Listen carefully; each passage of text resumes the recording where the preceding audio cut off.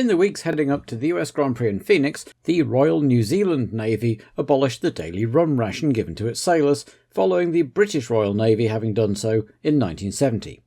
Way back in the 18th century, the tradition had been established in the Royal Navy as a means of placating sailors and keeping them happy. Officers were given neat rum and allowed to drink it at their leisure, but the men were given a half-and-half mix of rum and water, which they were to drink on the spot to prevent them from hoarding it for a later bender.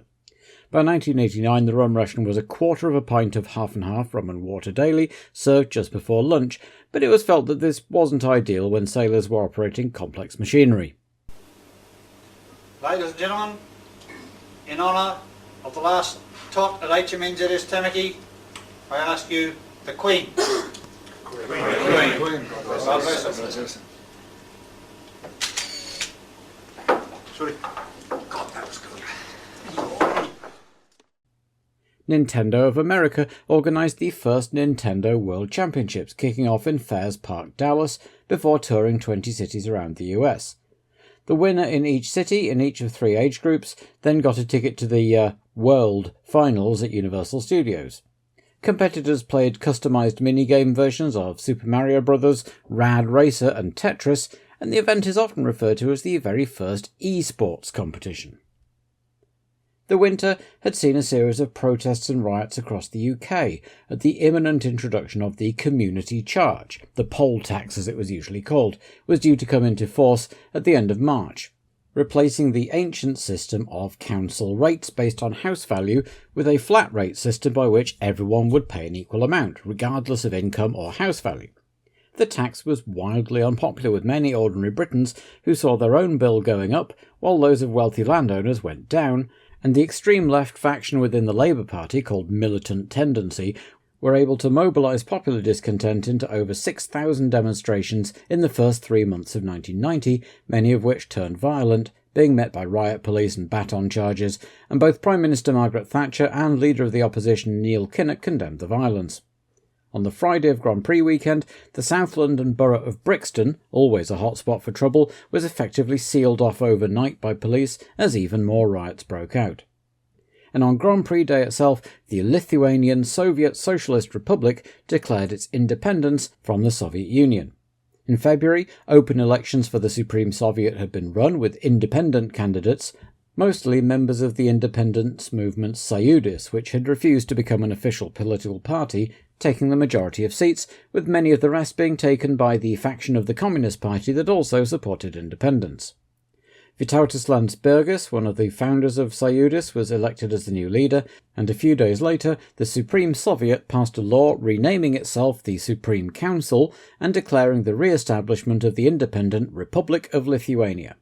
The Soviet leader Mikhail Gorbachev called the act illegal, and there was much speculation about whether he would pursue a conciliatory line as he had in Eastern Europe, or send in the tanks as he had in Baku. And so the eyes of the F1 world turned to the US, where the street circuit at Phoenix would open the season, having been moved from its previous June date to combat the ferocious heat. As ever at the start of a season, teams, pundits and fans alike had been poring over the testing times, which seemed to show that Ferrari were looking very strong indeed, with a revised V12 engine as chassis and having finally worked the kinks out of that semi-automatic gearbox, which would be a real boon on the streets of Phoenix with a high number of gear changes. McLaren had started testing their new MP45B late and were trying out an innovative 5-arch diffuser below the rear wing, but times weren't looking good so far. At the other end of the scale, Brabham only just made it to Phoenix after midnight on Thursday, after the sale to Middlebridge finally went through just days before the start of the race, as Herbie Blash explained to Eurosport. Well, basically on Monday afternoon we sorted out all of our problems for our financial future. Very fortunate to be able to say, and very happy to say, that we are in business for the whole of the 19th season, and the future of Brabham is very secure.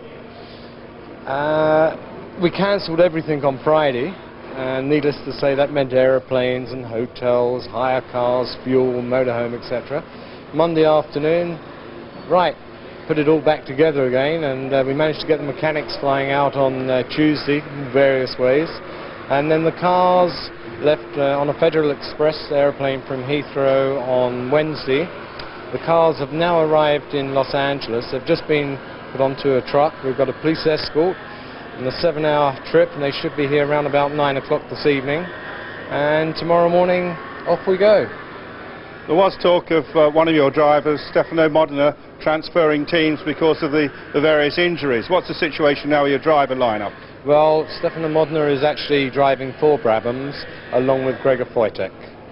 What about tyres? Because the Pirelli tyres went to Tyrrell. Are you tyresless? Well, I arrived here this morning being completely tired and tireless.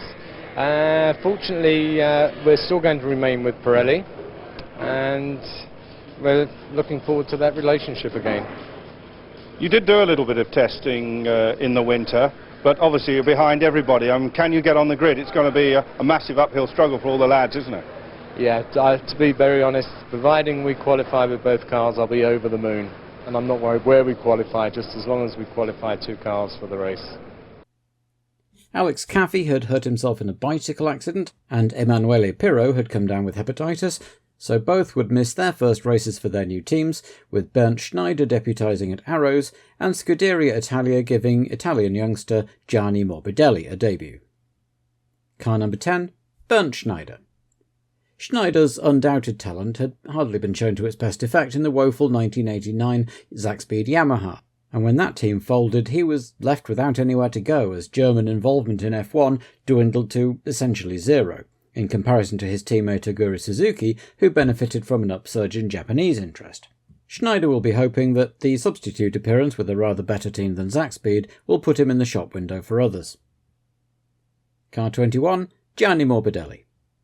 Son of Giancarlo Morbidelli, maker of motorcycles for the Motorbike Grand Prix series, Gianni decided early to go for 4 wheels rather than 2 and entered karting in 1980.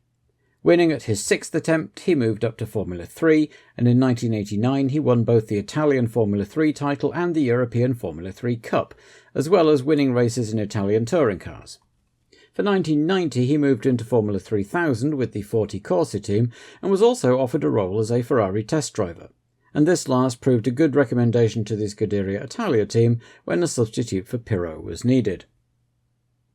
After a course briefing when some of the drivers raised concerns about the excessive lateral G-forces being generated by this year's cars, up to 5G in some corners, the 9 pre-qualifiers went out on Friday morning, with Roberto Moreno delighted to top the times in his Eurobrun ahead of both Lola's and Guiar in the Sola Zella, with the 2 AGS cars 2 seconds off the slowest pre-qualifier, the rookie Langas another 2 seconds slower than that, and the Life and Coloni cars both having technical problems, an electronics failure and a gear selector rod break respectively that meant neither could set a competitive lap. In the afternoon, the first qualifying session took place, and it quickly became obvious that Pirelli had produced another great qualifying tyre, and while Berger took provisional pole in his first outing for McLaren, Martini, De Cesaris and Alesi were next up. And then it rained on Saturday, so Friday's times would decide the grid, giving it a very odd look. Gerhard Berger had his 5th career pole, but alongside was Pierluigi Martini in the Minardi, Andrea De Cesaris 3rd in the Dallara, and Jean Alesi 4th in Tyrrell's first race on Pirelli rubber. Senna was down in 5th, 7/10 behind his new teammate, and just 200ths ahead of his old rival, a revitalised Nelson Piquet. Ferrari just couldn't seem to get their car working right in Phoenix, and Prost could only manage 7th, starting alongside a phenomenal Olivier Guiar in the Azella. Boutsen was back in 9th, with a time that would still have put him on pole last year, just ahead of Modena in the Brabham, with Nakajima a very respectable 11th in the other Tyrrell in front of Patrese. Larini was 13th in his first race for Ligier, Moreno put the Eurobrun a very encouraging 16th on the grid, ahead of Nigel Mansell's second Ferrari, and Schneider outqualified his illustrious teammate Alboreto in the new-look Arrows. The Lotus team still seemed to be all at sea, Donnelly and Warwick lining up 19th and 24th. Nannini's Benetton was back in 22nd after a misfire on Friday. Gregor Wojtek would finally make his first Grand Prix start from 23rd, and on the back row were the 2 Leighton House cars of Gugelmin and Capelli, the latter only saved from non-qualification by Philip Alio's exclusion for having a mechanic working on his car outside the pit lane on Friday.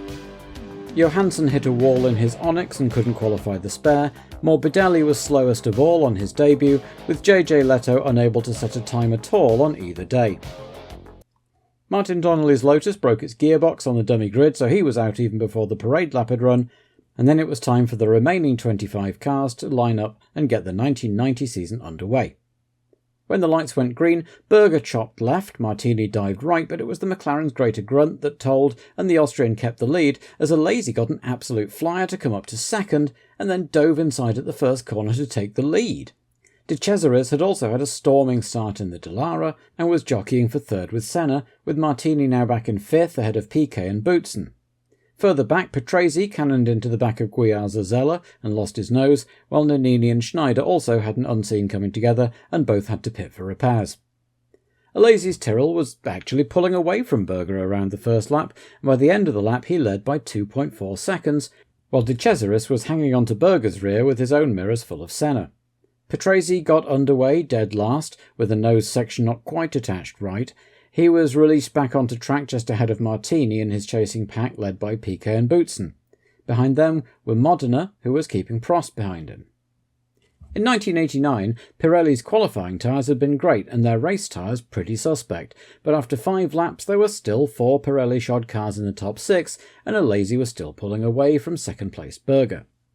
Senna got past De Cesaris off-screen and began to close in on his new teammate, as Warwick joined his teammate in early retirement with another dud Lotus gearbox. Patrese, meanwhile, didn't seem to be having any trouble from his slightly wonky new wing, and unlapped himself from De Cesaris, who was now defending himself from Piquet, and nearly took his nose off shortly afterwards. And then Berger slid into a tyre wall on lap 9. He was very close to the racing line and was pushed away by the marshals, though not until Alesi had already gone back past again, and headed into the pits for new boots and a new rear wing. So now it was Senna pursuing Alesi, with the De Cesaris-Piquet-Boutsen battle now on for third place and Prost up into sixth, but his Ferrari was already emitting plumes of smoke. That hadn't stopped him catching the back of that little group, but didn't bode well for finishing the race, as Berger was finally released just in front of them. Alesi lapped a struggling Nannini, and Senna just didn't seem to be making that much impression on him. Meanwhile, Piquet was still unable to get past an obstinate De Cesaris, for once well within his rights to block overtaking moves, while Prost had gone past Boutsen off camera and was busy spraying oil all over the Belgian's visor and TV camera. Eventually, though, Nelson made it through into third and quickly began to pull away from the Dallara, which quickly lost another place to Prost, whose engineers were busy telling the pit reporters that there was absolutely nothing wrong with the car, despite all evidence to the contrary. Boutsen was next past De Cesaris, with Berger following soon afterwards as he tried to regain some of his lost time.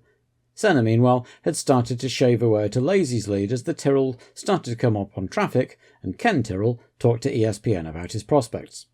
Well, we're only 5 seconds in front of Senna now, and Senna is gradually getting closer to us. And we don't really have the horsepower to hold him off, so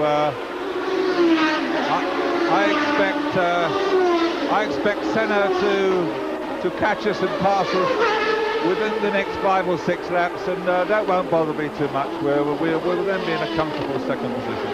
Can your Pirelli tires hold up, and are you happy with their performance so far? This is the first time we've raced them, so we don't know yet. We're about to find out. Good luck. Thank you. Prost's smoking engine got worse and he began to rapidly drop back, with Martini, Modena and Nakajima all coming piling past as his car started to falter and he spluttered round to the pits to retire with a terminal oil leak. Senna had in fact been waiting to see whether Alesi's Pirelli tyres would go off, and having decided that they looked like they weren't, he now put the hammer down and started to charge. Piquet meanwhile came in for new Pirellis on lap 27, trying to cure his understeer. Soon, Senna was right on Alesi's tail, as De Cesaris' fine race came to an end with a blown engine, and 2 young Italians, Modena and Martini, were having a cracking battle for 5th, with Nakajima behind in 7th, and Mansell are now arriving on their tail in 8th. By lap 30 of the 72, Senna was looking for a way past Alesi, who didn't seem to want to let him through for some reason. On lap 34, Senna made a move, only for Alesi to take the lead right back again. The same corner a lap later, as both lapped Foytek's Brabham, and Senna did it again but covered left this time and kept the lead, despite Alesi's best efforts at getting it straight back again. It had been great fun to watch, but in the end Senna was just too quick, and Alesi was forced to concede defeat and just see about finishing second.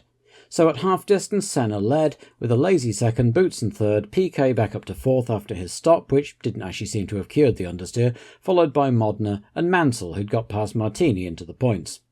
Modena's temporary teammate Wojtek made himself even less popular with the cash-strapped Brabham team as he collided with Guiar at speed and demolished his Brabham on the walls, sending the Azella into the pits to retire with bent suspension. Wojtek's indiscretion didn't endear him to Nannini either, who ran over some of the debris and had to come in to have it extracted from his side pods and have his car checked over for damage.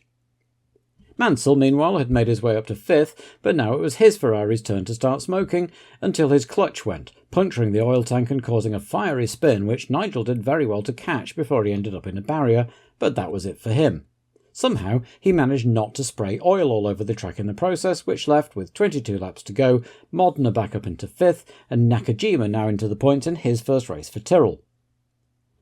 Berger, having charged to a fastest lap on lap 34, ended his McLaren debut with a clutch problem, and would hope this didn't signify that he'd brought his bad luck with him. Meanwhile, Bernard, having a pretty good race in his Lola, spun out of 8th while trying to avoid his teammate Suzuki, who'd just come past, into 7th. The Frenchman rejoined 10th and set off after Aguri, who retired a few laps later with a brake failure that sent him off down an escape road. Paulo Barilla pulled in after 54 laps of his first race, having broken down right at the start of his debut in Japan. The lanky Paulo was just a bit too big for his cockpit and had been struggling with a dead arm for some time before finally throwing in the towel. Senna had built a lead of nearly 30 seconds over a lazy by lap 60, but with his engine starting to make some concerning noises, he backed off a bit. A lazy, noticing he was reducing the gap, put his foot down and started catching up, but he had too much to make up and too little time. He got the gap down to 8.685 seconds by the finish, but it was Senna who took the checkered flag for his 21st career win, with a lazy a delighted second and the talk of the motoring press. Boutsen trailed in a rather distant third ahead of Piquet, scoring 3 points on his debut at a track he's not a fan of, with Modena and Nakajima both delighted to be on the score sheet too. Martini, after his great qualifying, was agonisingly just out of the points in 7th, Bernard was 8th, and Patrese 9th. Schneider brought his arrows home 12th, 2 laps down. Moreno gave Eurobrunn their first finish since Suzuka 1988, in the same position as it happens, and fellow Brazilian Gugelmin was a very distant 14th, 6 laps down, suffering from a severe engine vibration. In 2 weeks' time, the Formula One circus would reassemble in Brazil, where the race had moved to Ayrton Senna's hometown of Sao Paulo and the Interlagos circuit.